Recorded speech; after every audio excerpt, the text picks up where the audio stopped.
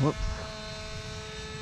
Hi everyone, Tim the Plane Man here. Welcome to Plane Time FPV edition.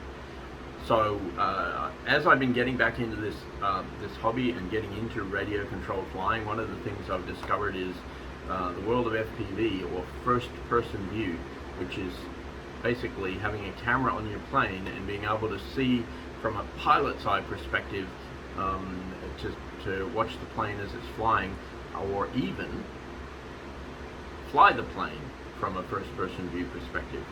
Well, I'm not quite ready to go that far, but I want to get started. So what I decided to do is figure out the simplest way that I could get started, the simplest and cheapest way, without having to do any complicated connections or soldering ideally.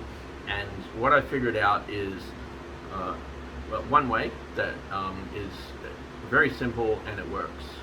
And I tried it yesterday. You've seen the video. Looks great. I'm really happy with it, and it was a lot of fun to film, and it's a lot of fun to watch it afterwards. So how hard actually is it? How hard is it to set up FPV and get it to work on your radio controlled plane? Well, you may know from a couple of my videos that I've been using the Bixler, which is a second-hand 10-year-old model, I think, something like that, to improve my skills, to learn, explore flying radio controlled planes, so that, for example, I'm ready and experienced by the time I try to fly the Sopwith Camel that I'm building at the same time. And what I have done now is watched a few videos, figured out that there's an awful lot of really complicated information out there, so many different options, and distilled it down to something really simple that honestly I think anyone could do. And maybe there are even simpler options. I wanted something where I can progress from just having the camera to maybe flying the plane with some FPV goggles, so that I can actually have the immersive experience. So this is what I've done. This is what I've figured out. I'm starting with a TX06 4-in-1 FPV camera from Eachine. Bought it off Banggood. This is the camera here. I've already mounted it on the little mounting block that goes onto my Bixler. The mounting is fairly straightforward. Nothing complicated. It's just a little bit of Velcro and a little bit of tape on the back. I connected in the battery so that I can connect in a very simple 1S 200 milliamp hour battery, and that will power the camera for probably 5 to 10 minutes, which is long enough for a flight. And there's your camera. That's it. That's all you need. There's no soldering required. The wires here came pre-attached with a little adapter, so I can plug in depending on which kind of battery you have. I needed the extra attachment because it just happens to fit these little batteries that I had in my toolkit. But there's also a different kind, fairly standard, different kind of attachment here, and it's fairly straightforward. I didn't do anything complicated like try to wire it up to my ESC. I just put this little battery inside the plane. It doesn't add enough weight to worry about. So that's step one. Very simple. And I'll put up the screenshot of where I bought this from off Banggood, so you can see, and it didn't cost a lot of money. The second part is the goggles. I got a really good deal off Banggood again on these Eachine EV800DM FPV VR goggles. Notice that it's the EV800DM. The older EV800D, I think it is not what I went for. The price is about the same.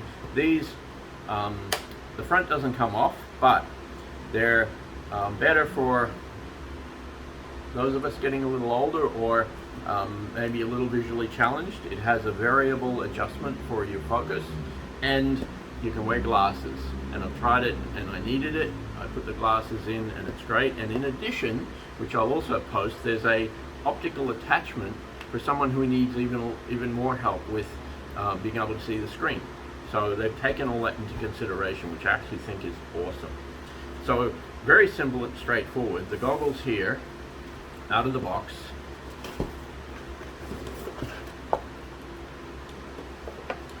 This is what you get. So here's your goggles. You get 2 antennas, so that, because there's 2 receivers in the goggles, just to make sure with different form factors, so that they can handle different kinds of interference, and you're basically almost guaranteed to get a signal as long as you don't get too far away. And that's, there you go. I've installed the goggles. How hard was that? That was too easy. The last thing you have to do is make sure you keep the internal battery charged, which I forgot to do. Forgot to turn it off, so I'm going to actually run it with the power jack connected to power, which it actually works. It's no problem. So the simple thing I need to do here is just press the power button on the front. There you go. So you can see the goggles are there, they're sitting there, they're waiting for a signal from the camera. So if I plug in the camera now, and that's the last piece of the equation, that's really it. I've installed the goggles by putting the antennas on, powered it on, and all I need to do is power on the camera. And there you go, there you have it. I mean, how hard was that? Now, if for whatever reason after you turn on the camera you're not getting a good signal, you can actually adjust the band by hitting the band button on the goggles. That just cycles through the different bands until you get the right one. What I found was just out of the box they were good to go, but it's really not that hard if you happen to bump it or you need to cycle through again. So not complicated. The last thing that you really need to do in order to get this to go is put the camera in the plane,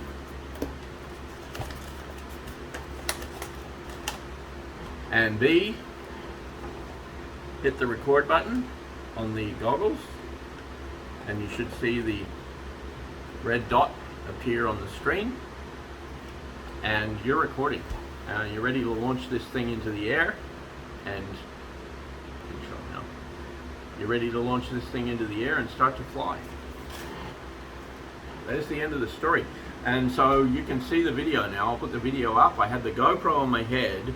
I just had this on the ground so I can just prove the concept and make sure it works, which really it just works.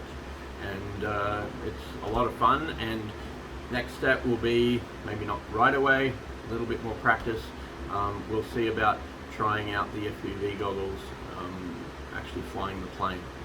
I'll probably do that with a spotter, with the 2 receivers in transmitter, in trainer student mode, so that just in case something goes wrong, because it's going to be a very different perspective. But in terms of the technology, there you have it. That's all you need. You don't need a flight controller. You don't need any other complexity. This is it. It will work. All right, Tim the Plane Man here, signing off from Plane Time. If you like this video, please consider sharing it to others who might be interested, and subscribe to the channel. I'll be posting some more. Thanks very much. Have a good day.